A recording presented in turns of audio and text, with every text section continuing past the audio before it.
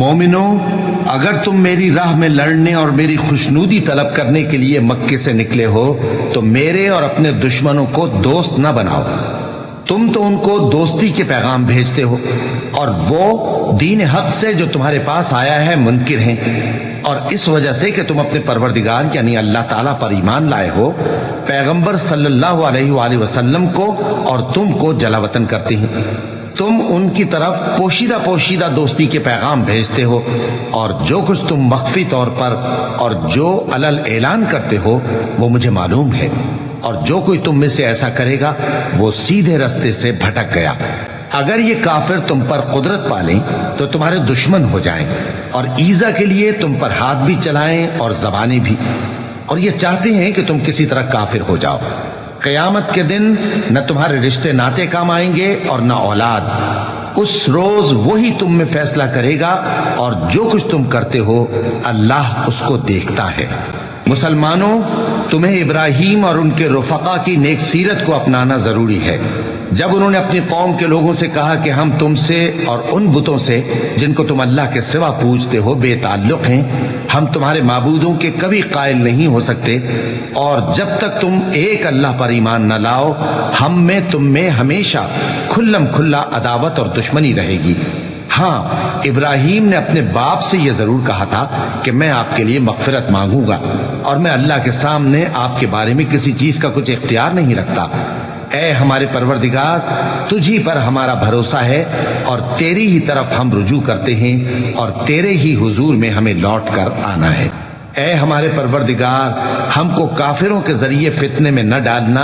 اور اے ہمارے پروردگار ہمیں معاف فرما،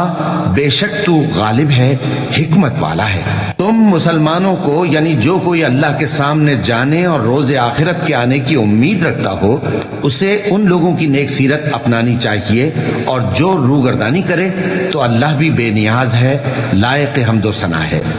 عجب نہیں کہ اللہ تم میں اور ان لوگوں میں جن سے تم دشمنی رکھتے ہو دوستی پیدا کر دے، اور اللہ قادر ہے اور اللہ بخشنے والا ہے، مہربان ہے۔ جن لوگوں نے تم سے دین کے بارے میں جنگ نہیں کی اور نہ تم کو تمہارے گھروں سے نکالا، ان کے ساتھ بھلائی اور انصاف کا سلوک کرنے سے اللہ تم کو منع نہیں کرتا۔ اللہ تو انصاف کرنے والوں کو دوست رکھتا ہے۔ اللہ انہی لوگوں کے ساتھ تم کو دوستی کرنے سے منع کرتا ہے جنہوں نے تم سے دین کے بارے میں لڑائی کی اور تم کو تمہارے گھروں سے نکالا اور تمہارے نکالنے میں اوروں کی مدد کی۔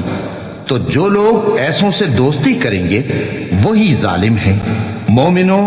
جب تمہارے پاس مومن عورتیں وطن چھوڑ کر آئیں تو ان کی آزمائش کر لو، اور اللہ تو ان کے ایمان کو خوب جانتا ہے۔ سو اگر تم کو معلوم ہو کہ وہ مومن ہے تو ان کو کفار کے پاس واپس نہ بھیجو کہ نہ یہ ان کو حلال ہیں اور نہ وہ ان کو حلال ہیں، اور جو کچھ انہوں نے ان پر خرچ کیا ہو وہ ان کو دے دو، اور تم پر کچھ گناہ نہیں کہ ان عورتوں کو مہر دے کر ان سے نکاح کر لو،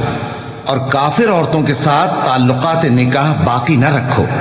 یعنی انہیں کفار کو واپس دے دو، اور جو کچھ تم نے ان پر خرچ کیا ہو تم ان سے طلب کر لو، اور جو کچھ انہوں نے اپنی عورتوں پر خرچ کیا ہو وہ تم سے طلب کر لیں۔ یہ اللہ کا حکم ہے جو تم میں فیصلہ کیے دیتا ہے، اور اللہ جاننے والا ہے، حکمت والا ہے۔ اور اگر تمہاری بیویوں میں سے کوئی تمہارے ہاتھ سے نکل کر کافروں کے پاس چلی جائے اور اس کا مہر وصول نہ ہوا ہو، پھر تم ان سے جنگ کرو اور ان سے تم کو غنیمت ہاتھ لگے، تو جن کی بیویاں چلی گئی ہیں ان کو اس مال میں سے اتنا دے دو جتنا انہوں نے خرچ کیا تھا، اور اللہ سے جس پر تم ایمان لائے ہو ڈرتے رہو۔ اے پیغمبر صلی اللہ علیہ وآلہ وسلم، جب تمہارے پاس مومن عورتیں اس بات پر بیعت کرنے کو آئیں کہ نہ تو اللہ کے ساتھ شرک کریں گی، نہ چوری کریں گی، نہ بدکاری کریں گی، نہ اپنی اولاد کو قتل کریں گی، نہ اپنے ہاتھ پاؤں کے درمیان کوئی بہتان باندھ لائیں گی، اور نہ نیک کاموں میں تمہاری نافرمانی کریں گی، تو ان سے بیعت لے لو اور ان کے لیے اللہ سے بخشش مانگو، بے شک اللہ بخشنے والا ہے، مہربان ہے۔ مومنوں، ان لوگوں سے جن پر اللہ غصے ہوا ہے دوستی نہ کرو، کیونکہ جس طرح کافروں کو مردوں کے جی اٹھنے کی امید نہیں، اسی طرح ان لوگوں کو بھی آخرت کے آنے کی امید نہیں۔